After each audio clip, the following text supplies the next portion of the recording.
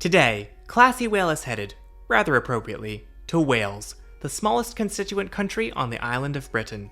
I'll be riding Transport for Wales to Tywyn over the Cambrian Line. I'll give you one guess as to why. And we begin here at Birmingham New Street Station, where my train would be leaving from.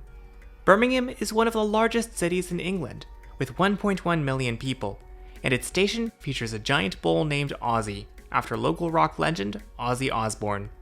From the platform, one can watch a litany of British trains going about their business. Trains from Avanti West Coast speed off to cities like Glasgow. London North Western trains link the city to London. This one is operator fluid. West Midlands Railway trains provide local feeder services into Birmingham. Cross Country serves places all around the country, and their Aberdeen to Penzance service stops here on the 13-hour longest one-seat train journey in the UK. Amateurs. And of course, Transport for Wales runs from here to Wales. After waiting just a few minutes, I was greeted by a train of Class 158 Express Sprinters. No, not that one. TFW is the brand name of Transport for Wales Rail, a subsidiary of the company Transport for Wales, which is owned by the Welsh government. For the section within England from Birmingham to Shrewsbury, this train parallels slower West Midlands operations while making less stops, so a lot of passengers boarded just for this segment. The train pulled into Shrewsbury, then reversed direction onto shared trackage that still used semaphore signaling. Just a few minutes later, we split onto the Cambrian Line, which runs from Shrewsbury across Wales to Pwllheli and Aberystwyth. Please be kind to my Welsh, I learned to say the double L's like 2 hours ago. This line opened in sections between 1855 and 1869, and much of it today is still very rural and single-tracked.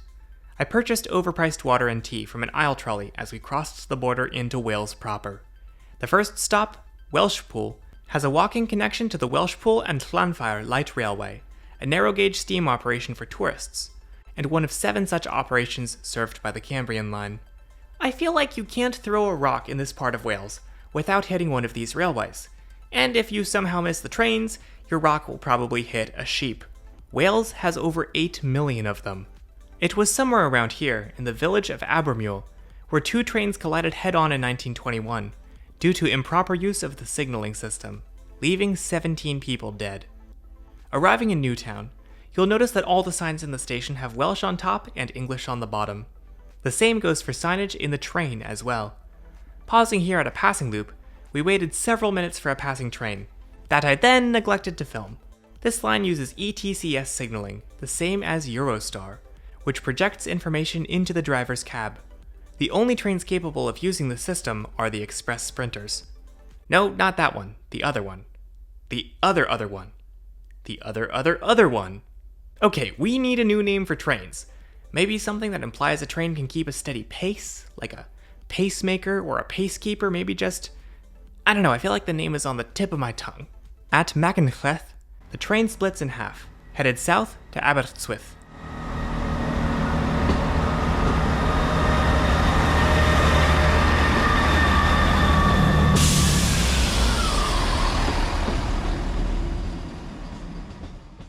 Then the rear 2 turn north to Pwllheli.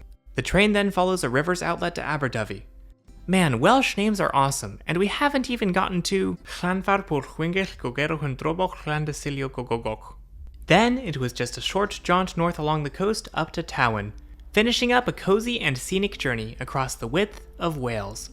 As I stepped off in Tywyn, another train pulled in, heading back to England. Sadly, one of the rail cars in this train would be involved in a head-on collision a month later, injuring 15 passengers. One rider, Mr. David Tudor Evans, suffered a heart attack and passed away following the collision. This video is dedicated to his memory. The Cambrian Line collision was one of the most high-profile rail disasters of 2024, and it was sobering to click on this news headline and realize I'd just been on this railway a month earlier. Still, on that September day, it was really fun to see the country some of my ancestors are from for the first time on my favorite mode of transportation. Note that my channel's name of Classy Whale is not related to whales, it's just a happy coincidence. In retrospect, I was also really lucky, because the following day, torrential rains kept trains from running. If you'd like to do this journey for yourself, trains normally run several times a day, and tickets for the journey I did start at £14.50, or about $18. If you have taken the Cambrian Line before, let me know what you thought of it in the comments, and I'll see you all in the next video. Oh hey, I never mentioned why I was in Tywyn, did I?